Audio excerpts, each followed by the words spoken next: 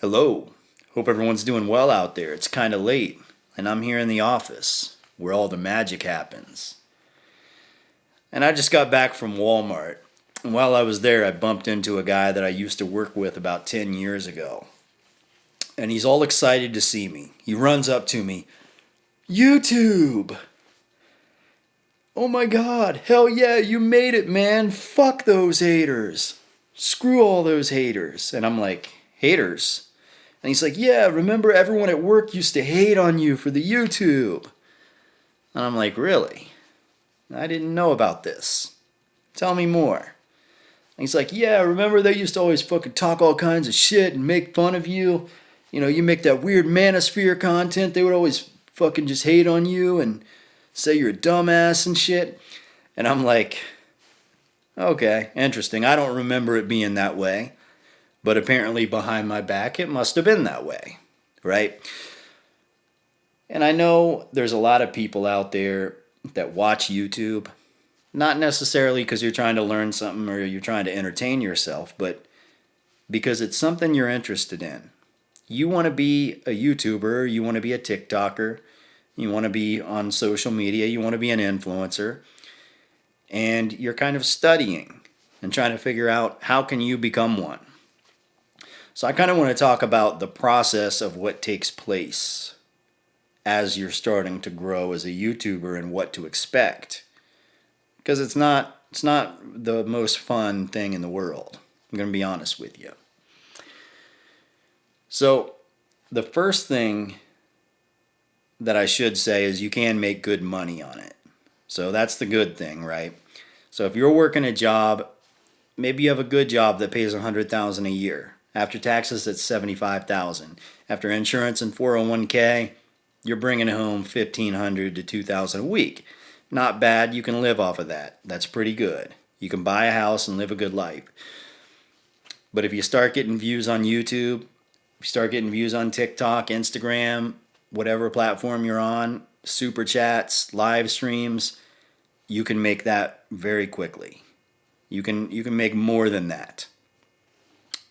And if you're working a crappy job, working at McDonald's or the gas station or wherever, you can very quickly make more on social media than you're making at your job. So that's the good thing. Okay? If you stick with it, you can get there.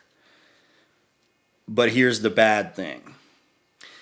It doesn't really matter if you're a singer, if you're a comedian, if you're a how-to and style channel, makeup tutorials, mukbang, reaction channel, political commentary, whatever. Doesn't matter what genre you're in. Everybody in your personal life is going to talk trash about you and make fun of you. And it's going to be brutal, right? Like most people aren't ready for that level of attention. For everywhere you go, for everybody to know who you are and know stuff about you, and you know nothing about them.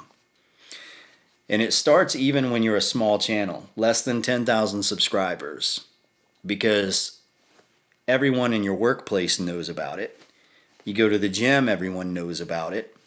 Maybe you go to church or wherever, everybody knows about it, right? Your family knows about it. So it's the people that are close to you and your proximity that find out about it first, because once one person finds out, they're going to tell everyone, right? It's unavoidable. So you're going to be a target. You know, people are going to be like, you know, screw this person, right? Talk trash behind your back.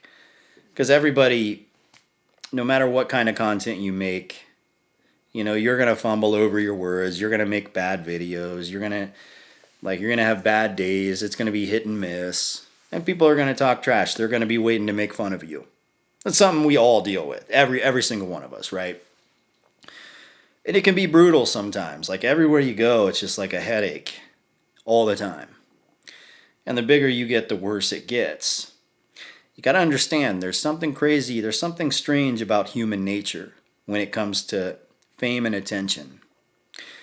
And, you know, imagine, just to give you an example, think of what happens with rappers. And I'm using them as an example because they have a unique situation that they're in, and this unique situation is that their reputation is based on street cred.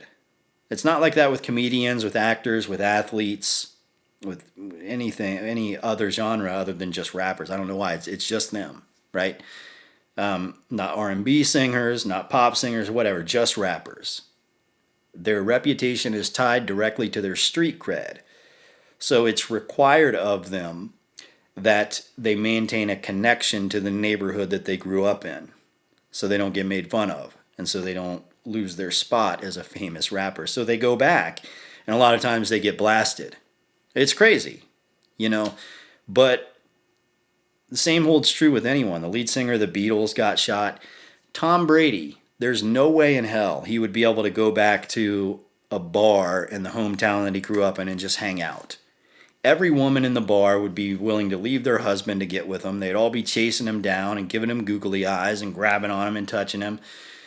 Half the dudes in there would want his autograph. The other half would want him to be gone, eliminated, right? And eventually some shit would happen. Some dangerous shit would break out.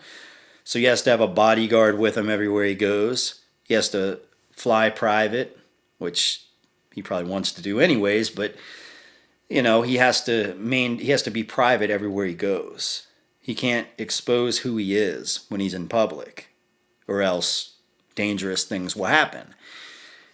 And that's kind of one of the scary things that comes along with being famous, even if it's social media famous, right? And I'm not saying I'm the most famous guy in the world. I have across all the platforms maybe a couple of 100,000 subscribers, but it's still enough that when I go in public where I live, people recognize me, right? So I can only imagine what it would be like to have like millions of subs, right?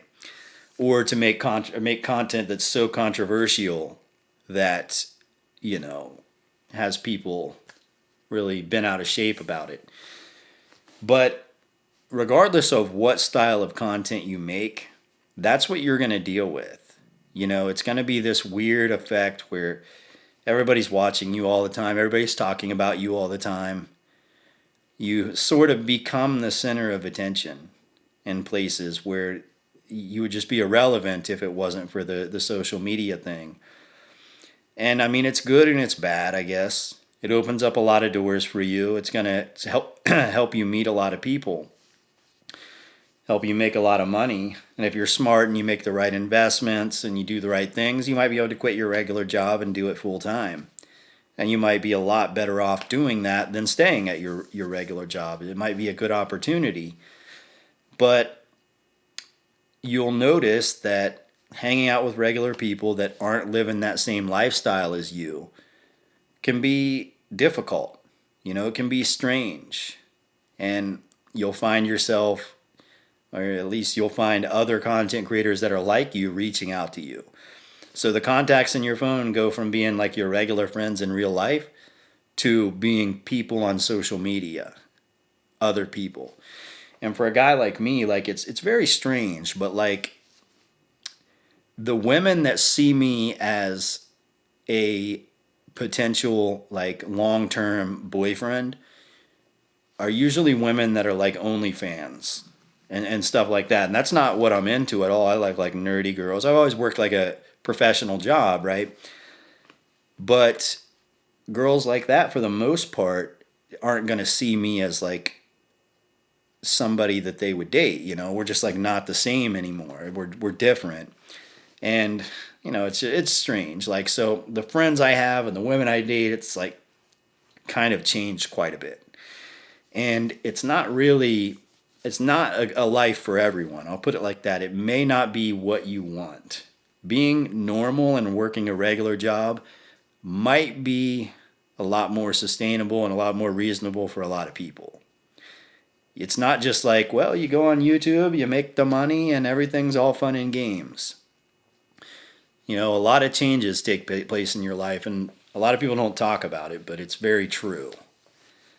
You know, the likelihood, if you're a person with like 200,000 subscribers and you want to work a regular job, like let's say you make controversial content where you curse and you're vulgar and whatever.